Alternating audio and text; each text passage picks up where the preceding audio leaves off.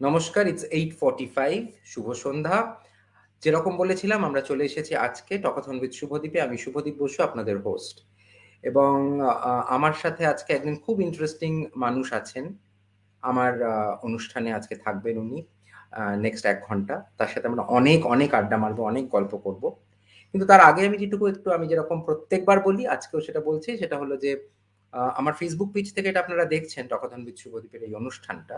কিন্তু এটা কদিন বাদেই আপনার মানে আগামীকালই এটা চলে যাবে আমার ইউটিউবে, টকাথন উইথ শুভদীপের ইউটিউব পেজে, এবং ওইখান থেকে আপনারা কিন্তু ডাইরেক্টলি দেখতে পারবেন। তার জন্য আপনাদের যেটা করতে হবে সেটা হলো যে টকাথন উইথ শুভদীপের ইউটিউব পেজটাকে আপনাদের সাবস্ক্রাইব করতে হবে।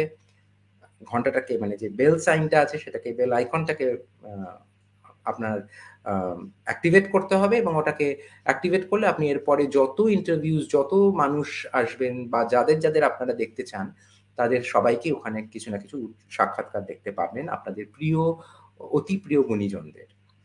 আজকে যেটা বলছিলাম, আজকে আমার সাথে যিনি থাকবেন, তিনি তো আ খুবই একজন স্বনামধন্য ব্যক্তিত্ব। উনি একাধারে অধ্যাপিকা পড়ান, একদিকে উনি অভিনয় করেন, একদিকে উনি পৌরোহিত্য করেন। এই পৌরোহিত্য কথাটার মধ্যে কোথাও একটা পুরুষ মানুষের কাজ, এই জিনিসটা আমাদের মাথার মধ্যে সবসময় চলে এসেছে এবং সেটাই চিরন্তন। মানে এটা হয়েই এসেছে যে পুরুষ মানুষরাই পুজো করতে পারে। কিন্তু তাই কি? ভগবানের কাছে যেতে গেলে বা ভগবানকে ডাকতে গেলে কি এই লিঙ্গ বৈষম্যর প্রয়োজন আছে? ১ম কথা।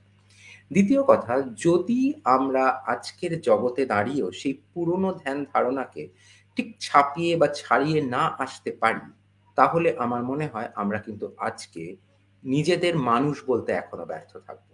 আজকে আমার সাথে এরকম একজন মানুষ, যাকে নিয়ে আমরা আজকে অনেক কিছু কথা বলবো, অনেক কিছু জানবো, অনেক পুরনো চিন্তা ধারণাকে ভেঙে ফেলবো। তিনি হলেন আমাদের খুব পরিচিত একজন পুরোহিত। হ্যাঁ, ঠিকই বলেছেন। আমি তাও বলছি নারী পুরোহিত, নন্দিনী ভৌমিক। নন্দিনীদি, ওয়েলকাম টু মাই শো, এবং আপনাকে আমার টকাথন উইথ শুভদ্বীপে ওয়েলকাম, স্বাগত। নন্দিনীদি, কেমন আছেন নন্দিনীদি? এটা দিয়েই শুরু করি আজকের অনুষ্ঠান। ভালো আছি। কারণ সকলেই ভালো চাই। সকলে ভালো চাইলে মনে একটা খুব জোর আসে। সেই জন্য ভালো আছি। বাহ! খুব ভালো। সত্যি যদি সবাই ভালো থাকে, সবাই মিলে ভালো থাকাটা এখন খুব প্রয়োজন। মানে that's the need of the hour. তাই না নন্দিনীদি? আচ্ছা নন্দিনীদি, একেবারে একেবারে। আজকে শেষ আমরা যে 2 বছর যা চলেছে এবং এখনো চলছে, আহ, যে সত্যি মানুষের ভালো চাওয়া ছাড়া আর তো কিছু নেই আমাদের হাতে। সেই জন্য সবার ভালো চাই। শুভমস্তু। শুভমাস্তু। হ্যাঁ, শুভমাস্তুতেও আমরা আসবো নন্দিনীদি একটু বাদে। নন্দিনীদি, ১ম আমরা যেটাতে যেতে চাই, আপনার সাথে যে বিষয়টা নিয়ে ১ম একটু কথা বলতে চাই, সেটা হলো যে নন্দিনীদি, আপনি ডক্টর নন্দিনী ভৌমিক। কিন্তু আপনি একটা জায়গায় বলেছেন যে আপনি ভৌমিক কি, আপনি বসু কি, রায়চৌধুরী কি, ঘোষ, সেটা নিয়ে আপনি কখনোই খুব একটা ইন্টারেস্টেড নন। আপনি বলেন যে আপনি নন্দিনী। তো এই চিন্তাধারাটা কিভাবে এলো? এই চিন্তাধারাটা কি আপনার ছোটবেলারই চিন্তাধারা? আপনার বড় হয়ে ওঠা, বেড়ে ওঠার গল্পটা যদি একটু বলেন। এই উন্নত মানসিকতা বা এই অভিনব মানসিকতা, উন্নত কি উন্নত নয় সেটার মধ্যে যাচ্ছি না। অভিনব মানসিকতা নিশ্চয়ই আপনি ছোটবেলা থেকেই কোথাও না কোথাও বীজ রোপণ হয়েছে। তো সেইটা কিভাবে হলো নন্দিনীদি, যদি একটু বলেন, একটু ছোট করে আপনার ছোটবেলা, আপনার বাবা-মার কথা, আপনার ব্যাকগ্রাউন্ড। বাবা মার কথা বলার আগে আমার ঠাকুমার কথা আমায় বলতে হবে। আহ, আমার ঠাকুমা সেই যুগে মানুষ হয়ে আহ, ভীষণ, she was fur ahead of her time. ঠাকুমা যখন বিয়ে হলো এবং তার পদবি বদলালো, তখন উনি আহ, সেই বদলানো পদবি গ্রহণ না করে জ্যোতিপ্রভা দেবী এই নামটাই রাখলেন নিজের। এইটা হলো শুরু। তারপরে ঠাকুমার কাছে আমার প্রধান গ্রুমিং কিন্তু হয়েছে। ঠাকুমা খুব ভালো ইংরেজি জানতেন। আমার ঠাকুরদাদা প্রফেসর ছিলেন কন্টাই কলেজে। তো প্রচুর বই ছিল বাড়িতে, তখন তো স্ত্রী শিক্ষার সেরকম প্রচলন ছিল না। সুতরাং আহ, এমনি স্কুলে কলেজে বা বিশ্ববিদ্যালয়ে সার্টিফিকেট পাওয়ার যে প্রথাগত শিক্ষা, সেটার থেকেও বেশি ছিল তার নিজের জ্ঞানের প্রতি একটা অসম্ভব আগ্রহ। এবং ঠাকুরদাদা পাশে ছিলেন বলেই ঠাকুমা প্রচুর ইংরেজি বই পড়তেন। এবং আমাকে দিগদর্শন করানো, মানে একেবারে পৃথিবীটাকে হাতের মধ্যে নিয়ে আসা এবং মানুষকে ভালোবাসার শিক্ষা আমি ঠাকুমার কাছ থেকে পাই। বলেছিলেন প্রথম প্রতিশ্রুতি না পড়লে তুমি আমাদের মেয়েদের অবস্থানটা বুঝতে পারবে না। সেই জন্য একটু বড় হতেই উনি আমার হাতে প্রথম প্রতিশ্রুতি তুলে দিয়েছিলেন।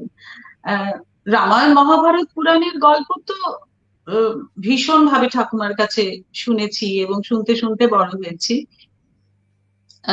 বিদ্যাসাগর, মাইকেল মধুসূদন দত্ত, মানে আমি যখন বলতে পারো 5 কি 6 বছর বয়স, তখন রসাল কহিল উচ্চে স্বর্ণলতিকারে শুনো মোর কথা ধ্বনি নিম্ন বিধাতারে। আমি কিন্তু সবটা মানে হয়তো বুঝতে পারছি না, কিন্তু ওই যে ভাইব্রেশন এবং ওনার সেই আবৃত্তি এবং আমার মুখস্থ করে ফেলা, আমি কিন্তু ওই আদো আদো গলায় আমি এই কবিতাটা পুরোটা মুখস্থ বলতাম। এবং তখন খুব ভালো লাগতো যখন মড়মড় করে সেই আম গাছটা পড়ে গেল আর ছোট্ট স্বর্ণলতিকা সে বেঁচে গেল। সে ভীষণ সুন্দরভাবে আবার তার রূপ বিস্তার করতে লাগলো। সেটা আমাকে একটা খুব তৃপ্তি দিত। তো ঠাকুমার যে গ্রুমিং, সেই গ্রুমিং ভীষণ ভাবে আমাকে প্রভাবিত করেছে। এবং ঠাকুমার গ্রুমিং এই আমার বাবাও কিন্তু বড় হয়েছেন। বাবা একটু গোঁড়া ছিলেন প্রাথমিক দিকে, কিন্তু আমার মায়ের এই সংসারে আবির্ভাব সেই অল্প যেটুকু গোঁড়ামি ছিল সেটাকে ধূলিসাৎ করে দিল। এই যে ব্রাহ্মণ ব্রাহ্মণ বলে নিজেদের একটা অসম্ভব উচ্চ পর্যায়ে অধিষ্ঠান আমাদের, সেই যে একটা বিশ্বাস এবং ফলে হলো কি, শুধু ব্রাহ্মণ বলে নিজেদের একটা অহংকার গর্ব সেটা তো থাকে, এবং তার সাথে সাথে যেটা কাজ করে যে বাকি সবাই কিন্তু অব্রাহ্মণ। সমস্যাটা আমার সেইখানে, এবং আমার মায়েরও সমস্যাটা সেইখানে ছিল। মা সবসময় বলতেন যে মানুষকে মানুষ বলে জ্ঞান করবি, কখনো তার জাতিটা দেখবি না, কখনো দেখবি না। তো এই যে চারদিক থেকে আমার ঠাকুমা এবং আমার মায়ের একটা অসম্ভব ব্রড দৃষ্টিভঙ্গি সমাজের প্রতি, ধর্ম জাতি লিঙ্গ নির্বিশেষে।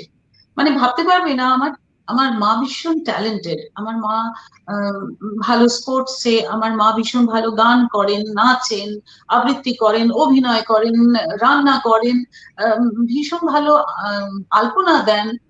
আর আমার ঠাকুমা দারুণ স্কেচ করেন। মানে সবটাই আমার মধ্যে প্রভাবিত হয়েছে। আর আমার বাবা বলতেন, মামুনি শুধু মন দিয়ে পড়াশোনাটা করবি, ওটাই কিন্তু কাজে লাগবে। আর মা বলতেন শুধু পড়াশোনা কিছুতেই করবি না, তাহলে লোকে বোকা হয়ে যায়, এইগুলো করবি, এগুলো না করলে কোনো লাভ নেই, মানুষ হতে পারবি না। ঠিক কথা, একদম ঠিক। আমি ওটা বিলিভ করি, শুধু পড়াশোনা দিয়ে কিছু মানে পুঁথিগত বিদ্যা দিয়ে কিছু একেবারে। কিন্তু নন্দিনীদি আপনি তো পড়াশোনা করলেন, অনেকটাই পড়াশোনা করলেন, মানে এমন একটা বিষয় নিয়ে পড়াশোনা করলেন যে পড়াশোনাটা মানে যেটা হয়তো আমি জানি না সেটা হয়তো কিছুটা হলেও অবলুপ্তির পথে যাচ্ছে বা লোকে আজকাল সেগুলো পড়তে চায় না, এটা কিন্তু একটা খুবই আমি জানি না দুঃখের বিষয় কি, আমি আমি নিজেও তো পড়িনি তাই জন্য আমি বলতে পারি না। কিন্তু এই যে সংস্কৃতর মতন একটা কঠিন সাবজেক্ট, এটাকে আমরা সবসময় লোকাল ভাবি কঠিন অবদ্ধ একটা সাবজেক্ট, অথচ এটাই আমাদের ব্যাকবোন, এটাই আমাদের আমাদের আজকের যা সমাজ তার ব্যাকবোন এই ভাষাটাই। তো এই ভাষাটাকে আপনার কি মনে হয় না কোথাও একটু অবলুপ্তির দিকে যাচ্ছে, অথচ আপনি এটা নিয়েই ডক্টরেট করলেন, এটা নিয়েই আপনি পড়াশোনা করলেন, আপনার কি মনে হয় সেটা নিয়ে? মডার্ন হাই স্কুলে আমাকে দেখতে আসতো মেয়েরা যে মানে I was probably the only one. আমাদের 11-12 আমরা ফার্স্ট ব্যাচ ছিলাম। তো তখন আই অপটেড ফর সংস্কৃত। আর তখন আমাদের যিনি হেডমিস্ট্রেস ছিলেন মিসেস উইলসন রোজ, তিনি আমাকে বললেন যে it is better if you opt for any other subject, because একজনের জন্য একজন টিচার আমরা কেন রাখবো, সেই জন্য ম্যানেজমেন্টকে আমাকে জবাবদিহি করতে আপনি হচ্ছে। একা ছিলেন 11-12? Yeah, it was only me who opted for this subject আচ্ছা। মাধ্যমিকের পরে। তো তারপরে আই সেড যে না, এটা নিয়েই তো আমি ফার্দার হাই স্টাডিজ করতে চাই। তো if you don't give me this option, তাহলে তো I have to change my school. তো শি সেড যে then I'll be happy to keep a teacher for you. কিন্তু keep me informed যে তুমি এটা নিয়ে পড়াশোনা করলে কতটা এগোলে। তো সেই জন্য after I completed my graduation, my post graduation, আমি প্রত্যেকবার ওনার কাছে গিয়ে প্রণাম করেছি, কারণ উনি ছিলেন বলেই কিন্তু আমি সংস্কৃতটা নিয়ে পড়াশোনা করতে পেরেছিলাম। আমার ভীষণ ভালো লাগতো। হয়তো এটা জেনেটিক্যালি, আমার ঠাকুরদা ছিলেন এনশিয়েন্ট ইন্ডিয়ান হিস্ট্রি প্রফেসর, হয়তো সেটা জিনগতভাবে আমার মধ্যে এসেছে, কারণ বাবা তো ইকোনমিক্স ম্যাথমেটিক্স, সেই জন্য বাবারটা পাইনি। তো আমি ডাইরেক্টলি কেন জানি না, আমার সংস্কৃত শুনলে কোনো শব্দ বা কোনো শ্লোক শুনলে আমার ভেতরে কিরকম একটা অনুরণন বোধ করতাম সেই ছোটবেলা থেকে, হয়তো জানি না ভালো লাগতো। তো মা বলেছিল যে well, I was good in studies, তো মা বললো যে আমার ভীষণ শখ ছিল তুই আইএএস অফিসার হবি, তুই সংস্কৃত নিয়ে কি করবি, তুই কি পুরুত হবি। মার কথাটা যে এইরকম খেতে যাবে আমি ভাবতেও পারিনি। নন্দিনী, মানে এই ছোট ছোট জিনিসগুলো থেকেই আজকে আপনি কিন্তু ডক্টর নন্দিনী ভৌমিক হলেন এবং একটা ড্রাস্টিক স্টেপ নিলেন আজকের পুরুষতন্ত্রের এগেনস্টে। তো এটা তো সত্যি চারটিখানি কথা নয়। কিন্তু তার আগে আমি যে দর্শকরা এখন দেখছেন আমাদের অনুষ্ঠান, তাদের আরেকবার বলি, আপনারা কিন্তু আপনাদের নিজস্ব পেজ থেকেও এই লিঙ্কটাকে শেয়ার করতে পারেন। তাহলে আপনার সাথে আপনার বন্ধু বান্ধব সবাই তাহলে আরো বেশি দেখতে পাবে, আরো বেশি জানতে পারবে ডক্টর নন্দিনী ভৌমিককে, যিনি সত্যি আজকে এমন একজন যিনি পুরুষতন্ত্রের এগেনস্টে দাঁড়িয়ে। আমি কিন্তু এখানে নারীবাদী বা পুরুষবাদীর কথা বলছি না, পুরুষতন্ত্রের এগেনস্টে বা পুরুষতন্ত্রের যে কিছু রিচুয়ালস, কিছু সোসাইটাল নর্মস আছে, সেইগুলোর এগেনস্টে যে উনি দাঁড়িয়েছেন, সেটার জন্যই আমরা মনে হয় আমাদের সকলেরই ওনার অনুষ্ঠানটা দেখা উচিত।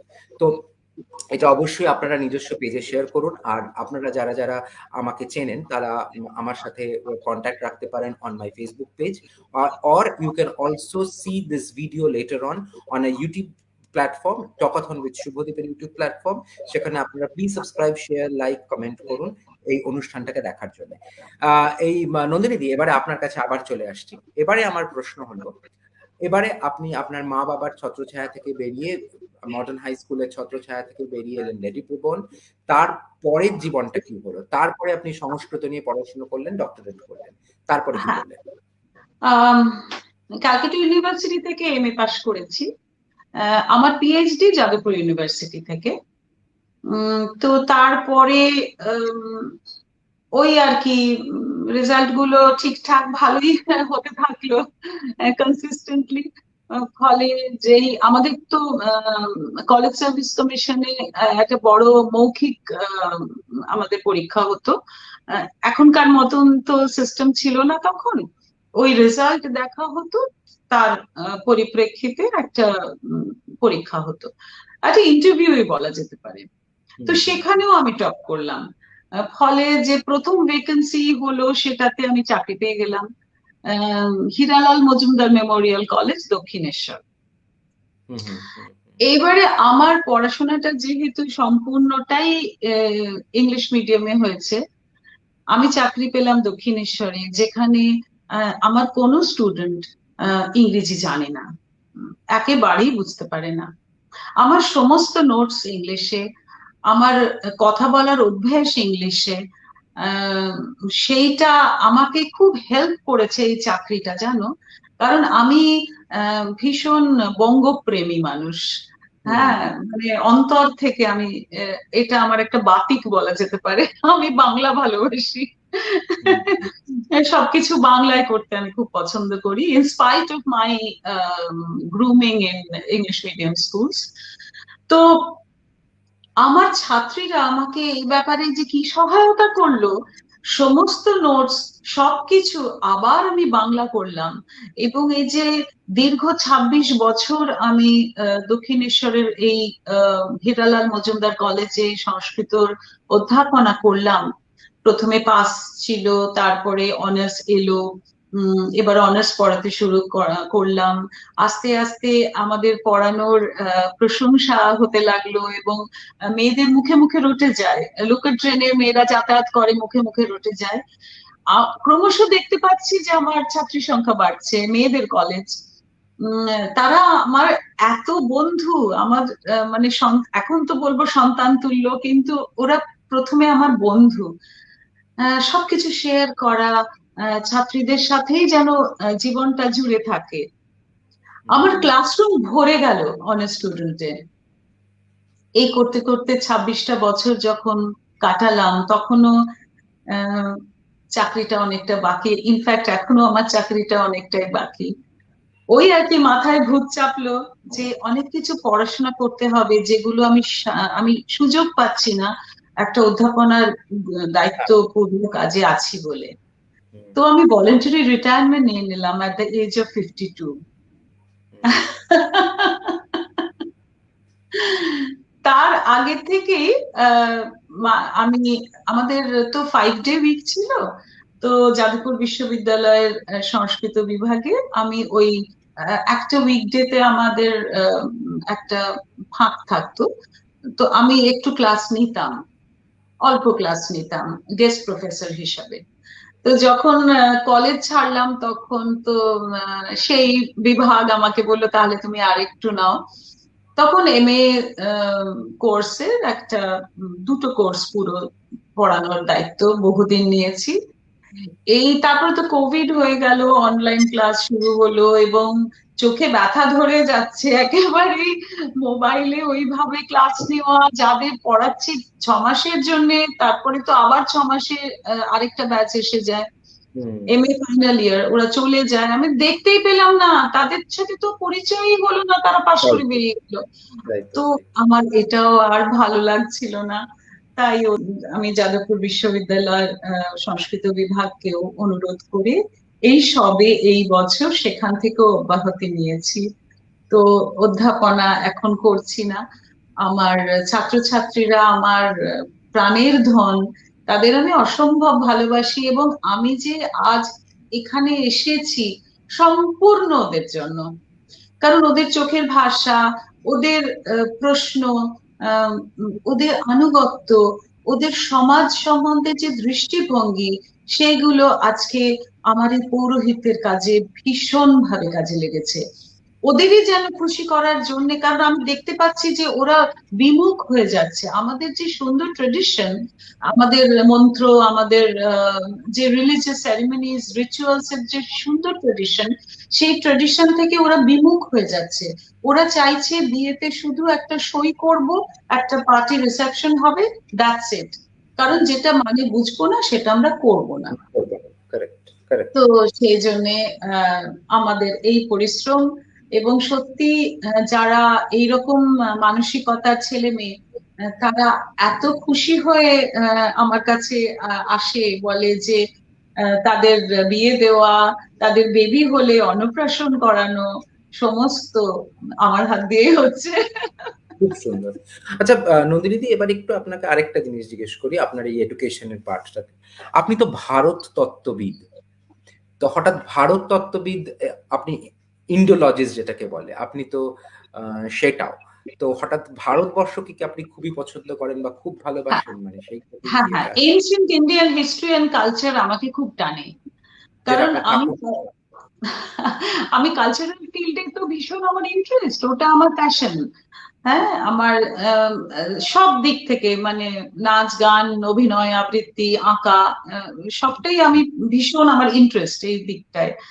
তো এই কালচারাল যে উত্থান আমাদের প্রাচীন ভারতে, সেটা খুব ইন্টারেস্টিং। ইতিহাসের সাথে সাথে আমার এমএ তে আমার স্পেশাল পেপার ছিল ইনস্ক্রিপশন। তো সেই ইনস্ক্রিপশনের হাত ধরেও সেই সময়কার যে হিস্ট্রি অ্যান্ড কালচার ধরা পড়ে, সেটা খুব ইন্টারেস্টিং। তো তখন থেকে বলা যেতে পারে আমি ভারত তত্ত্ব নিয়ে আমার একটা ভীষণ আগ্রহের জায়গা।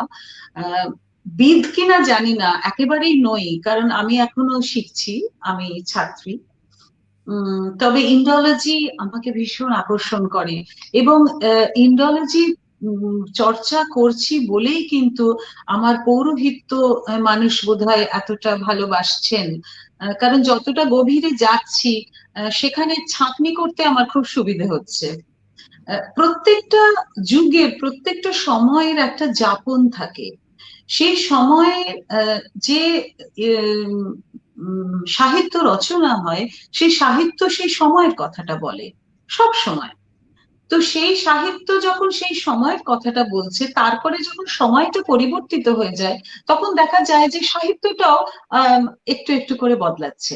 বদলাচ্ছে, তো এটা একেবারে। সাহিত্য যদি বদলায়, তাহলে আমার সময়ের সাহিত্যকেও তো একটু বদলাতে হবে, অন্তত প্রয়োগগুলো তো বদলাতে হবে।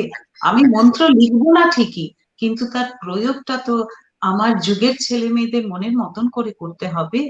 তারা যেমন ভাবে দেখতে চায়, তারা যেমন ভাবে মর্যাদাপূর্ণ ভাবে অবস্থান করতে চায় সমাজে, সেইটা সহায়তা করার দায়িত্ব তো আমার, তাই না?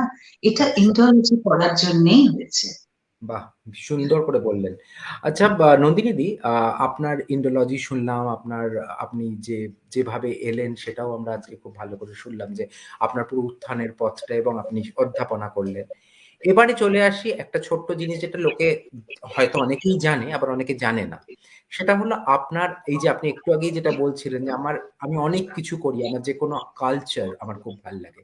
Art and culture. যার মধ্যে অনেকেই জানে না আপনি কিন্তু ভারতনাট্যম নৃত্যে পটীয়সী, প্লাস আপনি কিন্তু একজন অভিনেত্রী। সেটা হয়তো অনেকেই জানে। আপনি কিন্তু নাটকে, মঞ্চে এত বছর ধরে অভিনয় করছেন। আপনার গতকালও শো ছিল একাডেমিতে। আপনি তো এর মধ্যে বোধহয় তপন থিয়েটারেও কদিন আগে একটা হ্যাঁ। নাটক আপনাদের চলছে কথার।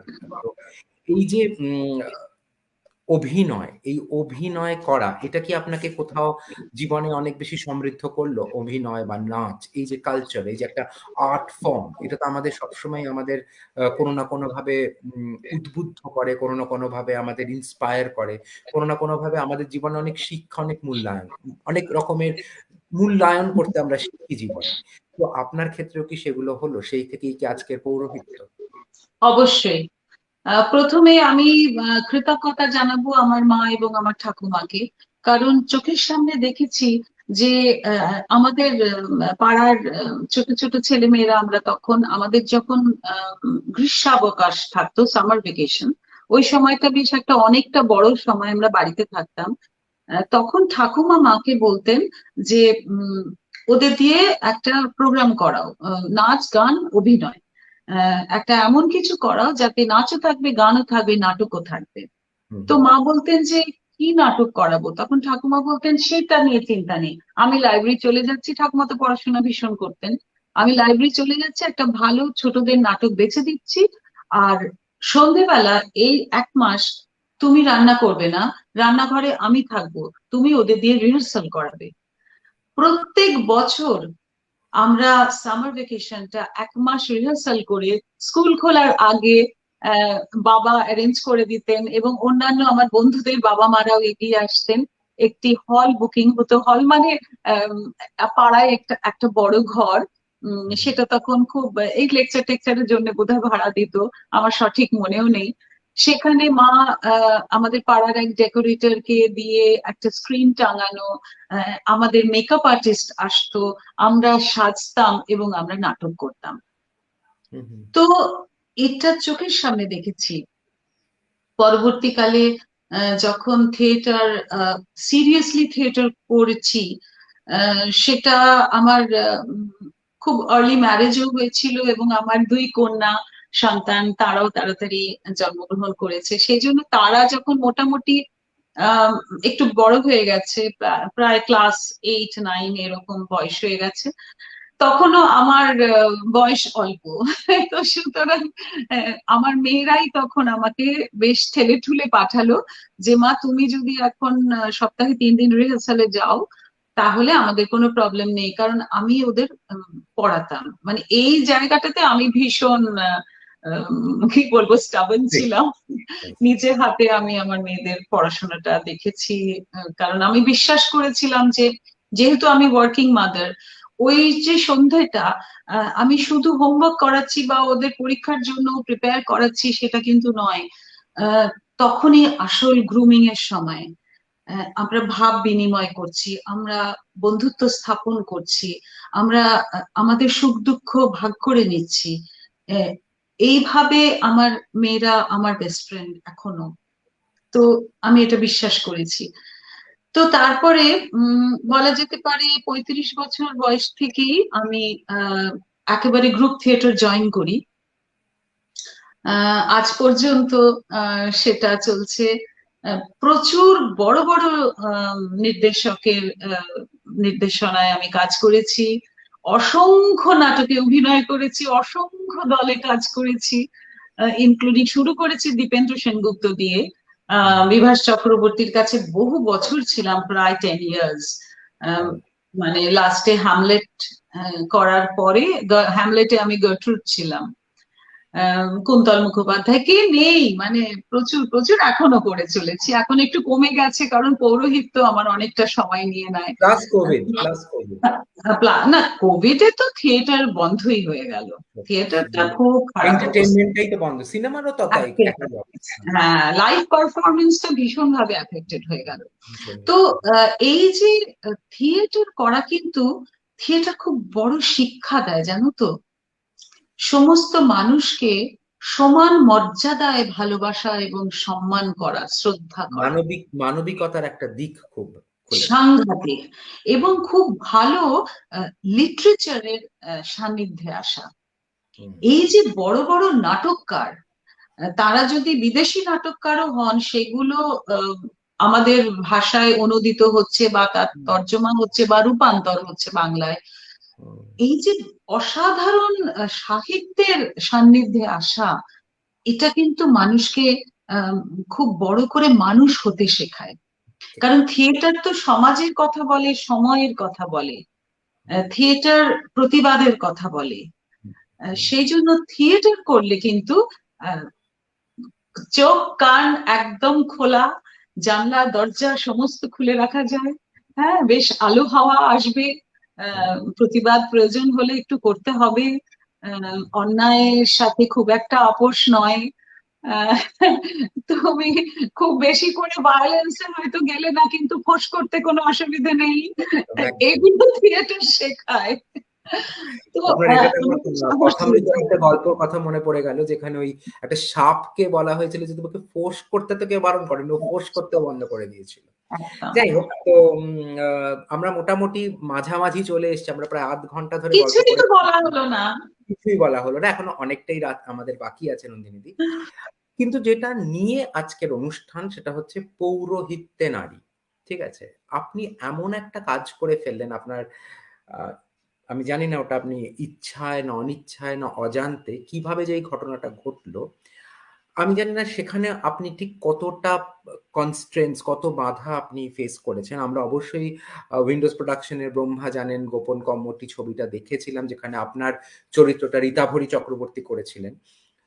সেটা দেখে হয়তো কিছুটা আন্দাজ পেয়েছি। কিন্তু সেটা জানি না ওটা কতটা সত্যি, কতটা কাল্পনিক। অবশ্যই যেকোনো একটা ছবি বানানোর পেছনে তো অনেক রকমের কিছুটা সত্যি থাকে, কিছুটা কল্পনা থাকে।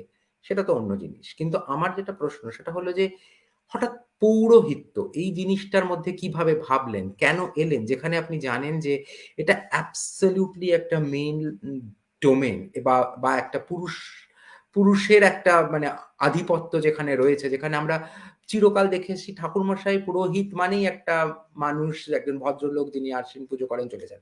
কিন্তু সেখানে একজন নারী যিনি কিনা পা পারলৌকিক শ্রদ্ধা জ্ঞাপন, যিনি কিনা দুর্গাপুজো, যিনি কিনা কালী ঠাকুরের আরতি, যিনি কিনা আ আপনার কি বলে এই গৃহপ্রবেশ, অন্নপ্রাশন এই জাতীয় জিনিসে একজন খুব সুসজ্জিতা মহিলা কাঞ্জিভারম বা সিল্ক শাড়ি বা বেনারসি পরে, প্রচুর গয়না-টয়না পরে আপনি কিন্তু পুজো করতে বসে যাচ্ছেন। এই যে একটা কমপ্লিট শিফট অফ ভিশন বা কমপ্লিট শিফট অফ হোয়াটএভার, মানে আমি জানি না ওটাকে কি বলবো, থট প্রসেস মেবি।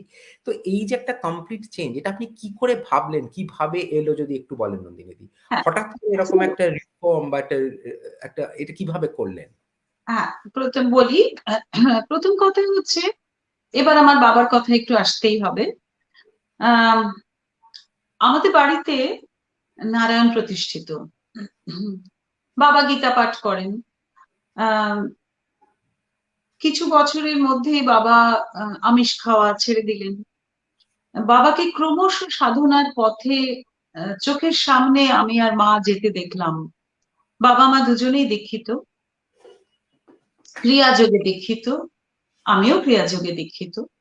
কারণ ক্রিয়াযোগ এমন একটা সুন্দর আহ সাধনার উপায়, যেখানে আহ তুমি নিজের নিঃশ্বাস প্রশ্বাসে যদি কনসেন্ট্রেট করো, তাহলে কিন্তু তুমি সাধনার একেবারে উচ্চ স্তরে পৌঁছতে পারবে। তো আমার বাবা এইরকম ভাবে সাধনা করতে করতে সন্ন্যাস নিলেন, গৃহী সন্ন্যাসী। বাবার নাম বদলে গেল। চোখের সামনে এটা দেখা, বাবার কাছে আহ যজ্ঞ করতে দেখলাম। বাবার কাছে মানে বাড়ির পরিবেশটা কি অসম্ভব একটা হোলি অ্যাটমসফিয়ার, কি বলবো, অথচ সেখানে ঠাকুর ঠাকুর ব্যাপারটা নেই। এইটাই খুব আশ্চর্য। কারণ বাড়িতে নারায়ণ রয়েছেন, আহ হুম, হুম, সেটা যে হুম। শুধু বাবাই নারায়ণকে পুজো করবেন তা কিন্তু নয়। আমি ছোটবেলা থেকে নারায়ণকে কোলে নিয়েছি। আহ মা নারায়ণকে পুজো করেছেন। মানে বাবা, মানে নন্দিনী, তার মানে এটাই বলতে চাইছেন, there is a thin line difference between god হ্যাঁ, ফিয়ারিং অ্যান্ড গড লাভিং। এর মধ্যে বোধ হয় হ্যাঁ, একটা হ্যাঁ, ছোট্ট gap একদম রয়েছে। একদম। বাবা সম্পূর্ণ বিশ্বাস করেন যে ঠাকুর পুজো না করলেও তুমি যদি তোমার নিজের সাধনা, নিজের শ্বাস প্রশ্বাসের দিকে নজর দিয়ে ক্রিয়াযোগে সাধনা সঠিকভাবে করতে পারো, তাহলে ঈশ্বর তো তোমার মধ্যে রয়েছেন। এই জিনিসটা আমাকে সাংঘাতিক ভাবে প্রভাবিত করেছিল। আর আমার মা ভীষণ ভক্তি ভরে সুন্দর করে ঠাকুর পুজো করেন। আমাদের বাড়ির ঠাকুর ঘর দেখলে তুমি অবাক হয়ে যাবে। মানে মা হয়তো গল্প করছেন, আহ হঠাৎ একটু শীতকালে একটুখানি শীত শীত করছে, মা হয়তো গায়ে, আমরা সবাই একটু লেপের তলায় বসে বসে গল্প করছি, মা হঠাৎ লেপ থেকে উঠে টুটে বলুন, রে বাবা এক্ষুনি যাই, ওদের সবার ভীষণ ঠান্ডা লাগছে। বলে ঠাকুর ঘরে গিয়ে ছোট্ট ছোট্ট কুরুশে বোনা লেপ আছে, প্রত্যেকের জন্য আলাদা আলাদা, তাদের প্রত্যেকের গায়ে মা দিয়ে দিলেন, তাদের শীত করছে। হ্যাঁ, এটা আমি আজ অব্দি মা এটাই করেন। আর বাবাকে দেখেছি আহ শুধু সাধনার পথ, যে কিচ্ছু লাগবে না, তুমি শুধু ধ্যানে থাকো, তুমি সব কাজের মধ্যে ধ্যানে থাকো, কনসেন্ট্রেট, তাহলেই হবে। যেটা করবে সেটা একদম বিশ্বাস রেখে করবে, সম্পূর্ণ অনেস্টি দিয়ে করবে। বাবা অসাধারণ যজ্ঞ করেন, সেই যজ্ঞ বাবার কাছ থেকেই শেখা। এই হলো ব্যাকগ্রাউন্ড। এইবারে ঘটনাটা যেটা ঘটলো অপ্রত্যাশিত, আমার বড় মেয়ের বিয়ের ঠিক 1 বছর আগে, বহুদিন আগেকার আমার প্রফেসর গৌরী ধর্মপাল, লেডি ব্রেবন কলেজের, তার বাড়িতে গেছি একটা সেমিনারে তাকে ডাকবো বলে। শিশু সাহিত্য নিয়ে আমাদের কলেজে একটা সেমিনার হবে। গিয়ে দেখলাম এত বছর পরে গৌরীদির সাথে আমার আবার যোগাযোগ, গিয়ে দেখলাম উনি খুব অসুস্থ। এই যোগাযোগ শুরু হলো। এই যোগাযোগের মধ্যে আশ্চর্যভাবে উনি আমাকে বললেন, আমি এবং আমার সহপাঠিনী রুমা, রুমাও তখন ওর হাজবেন্ডের খুব ট্রান্সফারেবল জব ছিল, ও প্রায় সারা ভারত পরিভ্রমণ করতে করতে কলকাতায় এসে স্থিত হয়েছে। এই রুমা আর আমি দুজনেই দিদির কাছে গেলাম যখন শুনলাম উনি অসুস্থ।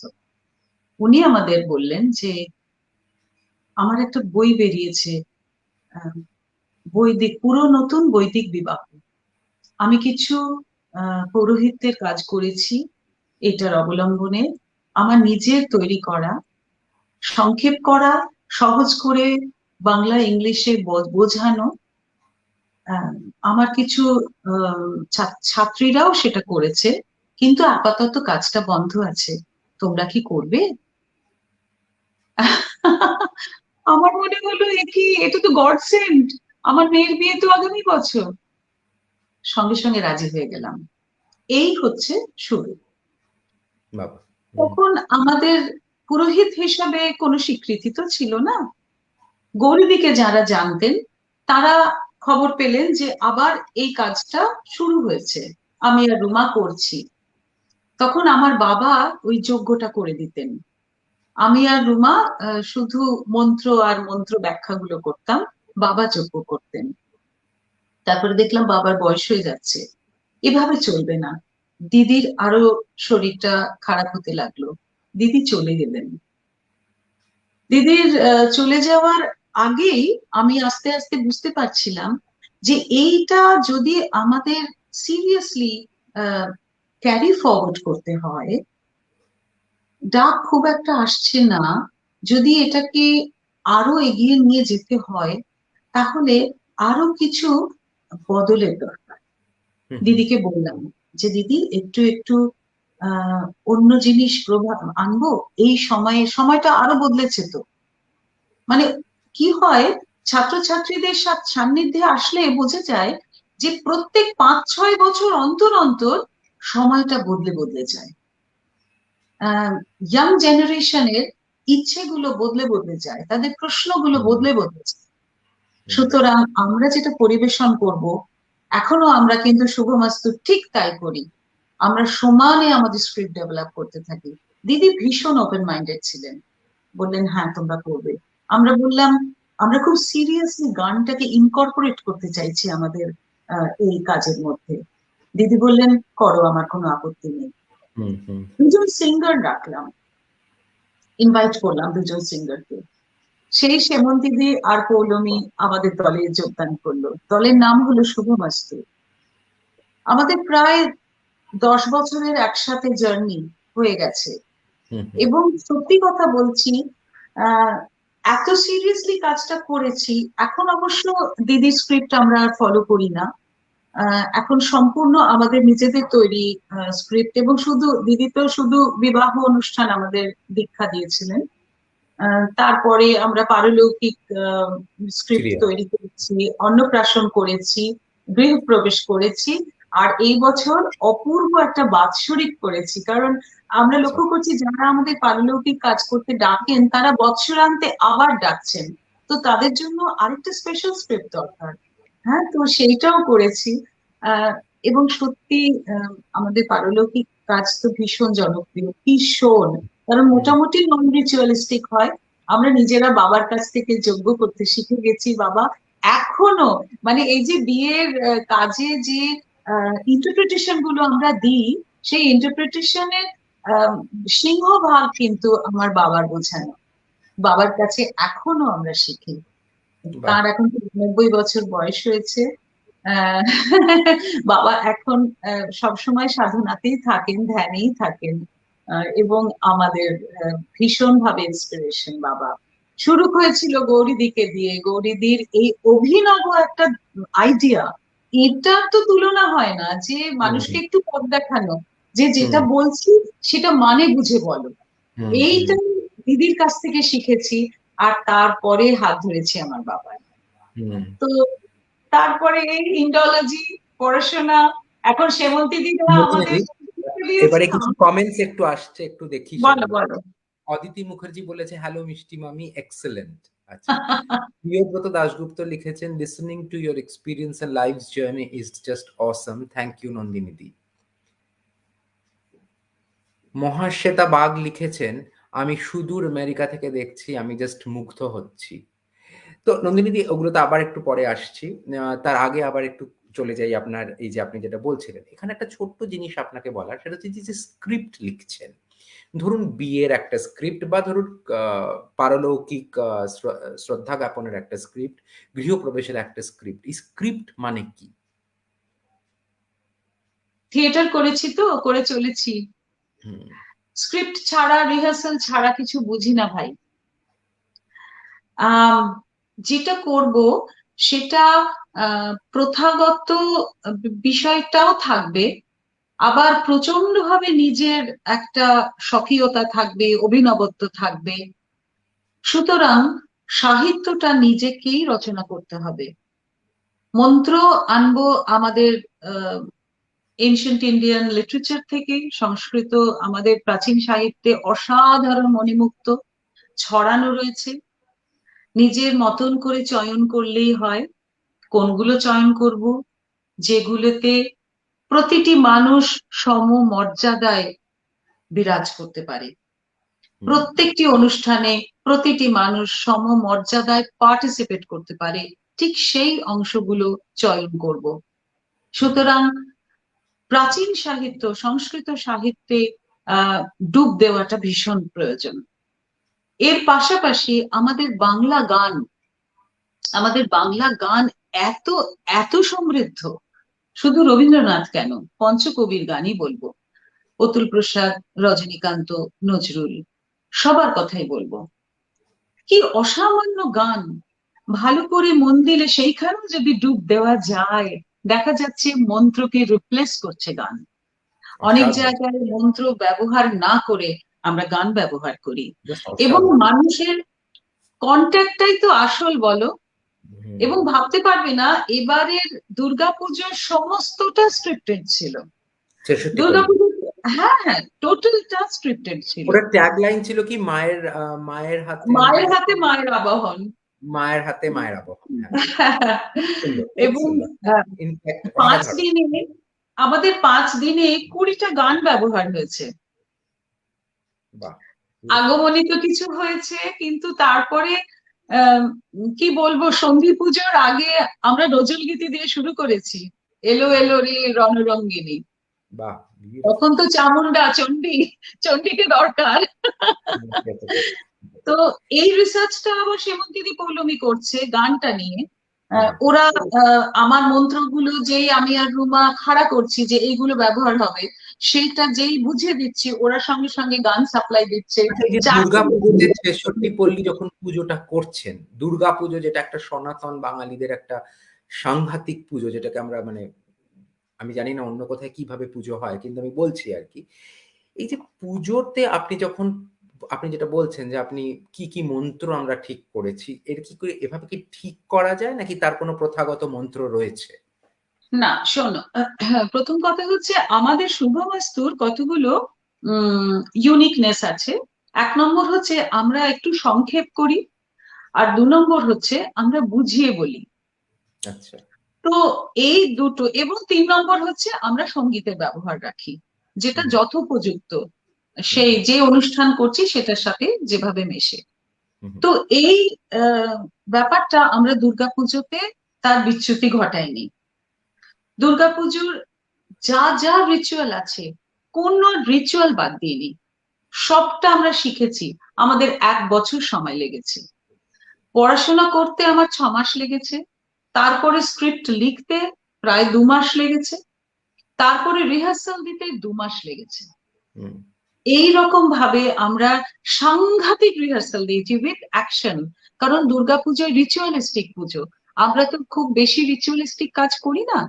সুতরাং আমাদের সেটাও শিখতে হয়েছে, সেটা নিজেদের আয়ত্তে আনতে হয়েছে। প্রচুর রিহার্সাল করেছি। স্ক্রিপ্টেড কেন বলছি, সমস্ত একটি মন্ত্র কিন্তু আমরা বানাবো না, কখনো না। হুম, কেন হুম, হুম, করবো তা? আমার প্রাচীন সাহিত্য অসাধারণ, মন্ত্র হুম, বানানোর প্রশ্নই নেই। মন্ত্র চয়ন, যেখানে একটা কথা 10 বার বলা হচ্ছে, আমি সেটাকে 2 বার বললাম। এবার 2 বার কেন বলে থামছি, তার কারণ এবার তো আমাকে, আমি সেটা বাংলায় বলবো, আমি সেটা বাংলায় বোঝাবো। তোমাকে একটা উদাহরণ দিই, কতগুলো কাগজ নিয়েই বসেছি যাতে তোমার হুম। সুবিধা হয় বা বুঝতে। অবশ্যই বলুন, বলুন। প্রত্যেকবার প্রত্যেকটা যে পুষ্পাঞ্জলি, সেই পুষ্পাঞ্জলি আমাদের প্রথাগত যে পুষ্পাঞ্জলি মন্ত্র থাকে সেগুলো তো ছিলই। প্রত্যেক দিন সেই দিনের যে তাৎপর্য, সেইটা মানুষকে বোঝাতে বোঝাতে এগিয়েছি, এবং প্রত্যেক দিনের পুষ্পাঞ্জলিরও একটা তাৎপর্য আছে। তো পুষ্পাঞ্জলির মন্ত্রের 3টে মন্ত্রের পরে তারপরে কিন্তু রবীন্দ্রনাথের হাত ধরেছি। যেমন একটা ছোট্ট উদাহরণ দিই, গাবো তোমার সুরে দাও সে বীণা যন্ত্র, শুনবো তোমার বাণী দাও সে অমর মন্ত্র, করবো তোমার সেবা গাও সে পরম শক্তি, চাইবো তোমার মুখে দাও সে অচল ভক্তি, যাবো তোমার সাথে দাও সে দক্ষিণ হস্ত, লড়বো তোমার রণে দাও সে আমার তোমার অস্ত্র, জাগবো তোমার সত্যে দাও সেই আহ্বান, ছাড়বো সুখের দাস্য দাও দাও কল্যাণ। এইটা মানুষ যখন পুষ্পাঞ্জলি মন্ত্রে বলছে, তারা এত তৃপ্তি বোধ করছে, নিজের মাতৃভাষায় একটা কথা বলবার একটা তো জোর আছে, হুম। তার মধ্যে একটা স্পিরিচুয়ালিটি আছে। তো এত তৃপ্তি আমি অনুভব করলাম, মানুষ বলছে আহা আহা এরকম বলে ফেলছেন মানুষ, সেটা আমাদের শক্তি দিল। সুতরাং সপ্তমীতে যেই এটা শুনলাম, অষ্টমী, নবমী, সন্ধি পুজো, দশমী, প্রত্যেক দিন আমরা রবীন্দ্রনাথের হাত ধরে ধরে নতুন নতুন আহ আবিষ্কার করলাম যে কোন কোন কবিতাগুলো বা গানের লিরিক গুলো আমরা পুষ্পাঞ্জলি মন্ত্র হিসেবে ব্যবহার করতে পারি, এবং সেটা অসম্ভব সাফল্য পেয়েছে। প্রত্যেকটা রিচুয়াল দুর্গাপুজোয় কেন হচ্ছে, কি করে হচ্ছে, গণেশের পাশে যে রয়েছে সে আদৌ কলাবউ নয়, সে আসলে নবপত্রিকা, এবং সেই নবপত্রিকা কি জিনিস এত সুন্দরভাবে নিজেরা শিখলাম, জানো তো। মানে 66 পল্লীকে আমি বললাম যে তোমরা আমাদের কত উপকার করলে ভাই, আমরা তো তোমাদের ফিরিয়ে দিয়েছিলাম যে করব না বলে, কিন্তু এত বড় জিনিসটা আমাদের অজানা ছিল। আমরা পড়াশোনা করে কত কি জানতে পারলাম, আমরা শিখলাম, আমরা সমৃদ্ধ হলাম। তাই একটু শেয়ার করতে ইচ্ছে হলো পুজো করার মাধ্যমে। রোজ নারায়ণ স্নান করেছি, কারণ আমার বাড়িতে এখন তো বাবার তো বয়স হয়ে গেছে, বাবা রোজ পুজো করতে পারেন না, মা রোজ নারায়ণ পুজো করেন। বাড়িতে তো আমি সেটাই দেখেছি ভাই, মেয়েদের নারায়ণ ছুতে নেই। হুম। আমাদের কত কিছু আছে, বিধি নিষেধ আমি মেয়েদের অনেক। সেইখানে এবারে আসছি। এইবারে এইখান থেকে আমি নন্দিনীদি আমার প্রশ্ন, আচ্ছা এই যে দেবতার দেওয়া শরীর, এইটাও কি অশুচি হতে পারে? আমার প্রশ্ন সেটা। এই যে আমাদের যে ধরুন পার্টিকুলার মাসের ৪ টে দিন বা ৫ টা দিন আমাদের মহিলাদের পুজোর থেকে বিরত থাকতে বলা হয় তাদের ঋতুচক্র চলাকালীন বা যেভাবেই হোক। সেটা তো একটা, আমার তো এখনো মনে হয় এটা একটা সামাজিক লজ্জা হওয়া উচিত। কিন্তু যাই হোক সেটা চিরকাল হয়ে এসেছে। এটা আমার কি মনে হয় ইজ ইমমেটেরিয়াল। আমি যেটা আপনার কাছে জানতে চাইছি, যেহেতু আপনি মহিলা পুরোহিত বলে নিজে এস্টাবলিশড, আপনি আমাদের বলুন যে দেবতার দেওয়া শরীরের এই অশুচি যে ব্যাখ্যা দেওয়া হয়েছে সমাজের, এটা কতটা সত্যি, কতটা ভ্রান্ত, কতটা মিথ্যে, কতটা আমি জানি না। মানে এটা আপনার কি ধারণা এটাকে নিয়ে? প্রথমে বলবো যে উম, সব নিয়ম যখন তৈরি হয় তখন তার একটা প্রয়োজন থাকে। নিষ্প্রয়োজনে কখনো কোনো বিধি বা কোনো নিষেধ আরোপ কিন্তু হয় না। হুম, তখন সেই সময় কি প্রয়োজন ছিল সেটা আমরা ঠিক বুঝতে পারবো না, অনুমান করতে পারি। হয়তো হাইজিনিক দিকটা তারা দেখতেন। আমরা এই সময় এই যুগে ওই কটা দিনে যতটা সুরক্ষিত থাকি হাইজেনিক দিক থেকে, এবং আমরা সমস্ত কাজ করতে পারি, এমন সুন্দর সুরক্ষা ব্যবস্থা আছে আমাদের জন্য। তখনকার দিনে হয়তো সেটা ছিল না ভাই।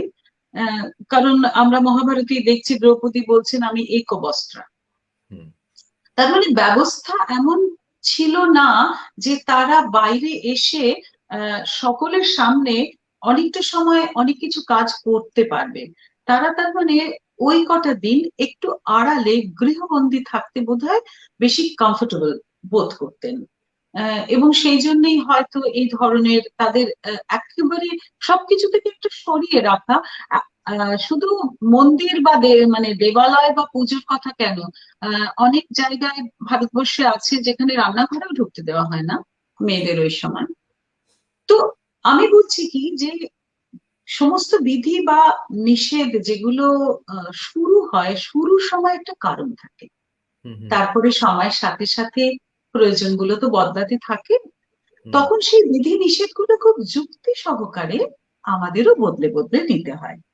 হুম, আচ্ছা, দেবতার দেওয়া শরীর, আহ, শরীরের মধ্যে কত মলমূত্র আছে বলতো, কত অসুখ আছে বলতো।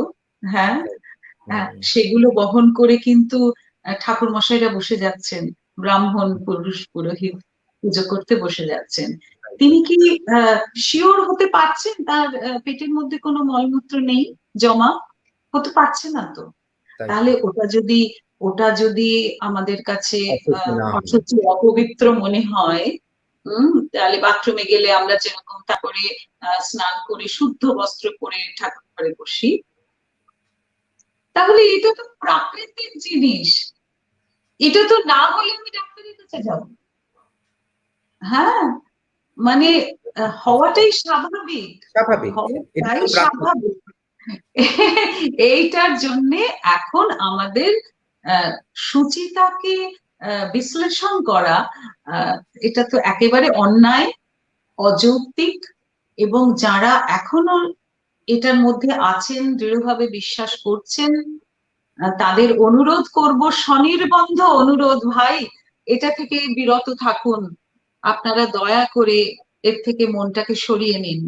একটি মানুষ কখনো আহ ঋতু চলাকালীন অশুচি হতে পারে না। সে অশুচি অবশ্যই হবে যখন সে কাউকে ঠকাবে, যখন সে একটা মিথ্যে কথা বলবে, যখন সে একটা অন্যায় কাজ করবে, একটা অপরাধ করবে, যখন সে যে কাজটার দায়িত্ব নিয়েছে সেই কাজটার দায়িত্ব পালন করবে না, সেটা যে কোনো কাজই হোক না কেন, তখন সে অশুচি। এই কলিযুগে কিন্তু এটাই আসল সুচিতার ডেফিনেশন। সৎ পথে থাকো, ঠিক মতো কাজ করো, এবং অন্যায়কে প্রশ্রয় দিও না। এই অন্যায়কে প্রশ্রয় দিলেও কিন্তু তুমি অশুচি হবে। অশুচি হবে। আর এটা সুচিতা, একটা মজার ব্যাপার, আপনার সাথে যখন আমি দেবতার দেওয়ার শরীর কি অশুচি এই বিষয়টা নিয়ে ডিসকাস করছি, এখানে আমি দেখছি যে অনেক স্যাড ইমোজিস আসছে। মানে বুঝতে পেরেছেন যে অনেকে দুঃখী যে আপনি এটা বলছেন, বা তারা হয়তো একমত নয়। কিন্তু আমার মনে হয় এই সময়টা এসে গেছে যে এসে গেছে। এখন আমরা প্লিজ, মানে ফর গড সেক, মানে ভগবানের নাম করে বলছি যে আমাদের এখন বোধহয় এই চিন্তাধারাগুলো থেকে বেরোতে হবে। আচ্ছা এইভাবে বলো, তুমি একটা জিনিস বলো যে আমরা তো বলি ঈশ্বর আমাদের মধ্যে। হুম, হুম, তুমি হুম। জানো প্রাণ প্রতিষ্ঠা কেন করা হচ্ছে? ওই দুর্গা প্রতিমাতে আমি কেন প্রাণ প্রতিষ্ঠা করছি, মানে পুরোহিত যখন করছেন, প্রসেসটার মধ্যে যদি তুমি, if you go deep into the method, তুমি দেখবে যে ঈশ্বর ভেতরে রয়েছেন, ওই দেবী ভেতরে রয়েছেন। তো সেই জন্য পুরোহিত তার সমস্ত দেহকে অঙ্গশুদ্ধি করছেন। কেন করছেন? পুজোর আগে। কারণ ঈশ্বর ভেতরে রয়েছেন, তার অন্তরে রয়েছেন। এবার হুম, হুম। অন্তর থেকে তাকে বাইরে বের করে ওই মূর্তির মধ্যে প্রতিষ্ঠা করা হচ্ছে, এই ও, চক্ষুদান করা হচ্ছে, প্রাণ প্রতিষ্ঠা করা হচ্ছে। এইটা হচ্ছে পুরানো কাল থেকে এই প্রচলন হয়ে আসছে।